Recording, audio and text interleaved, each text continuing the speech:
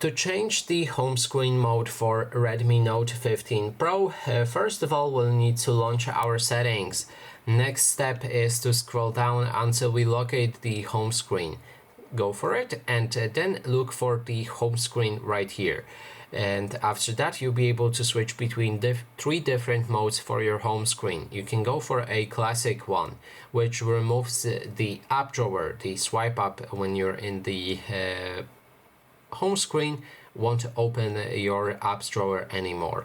Then there's the second option, which is the app drawer. So if we go with that, we'll be able to open a app drawer by swiping up, and that way we can see all of the apps that are installed on our device in one big folder, let's say.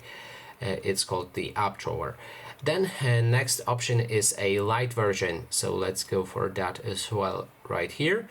And this will change your phone into more accessible, let's say, schematic. And as you can see, all of the icons are much bigger and it's much easier to navigate our device. And that is basically everything. Thanks so much for watching, and if you like this video, please consider subscribing.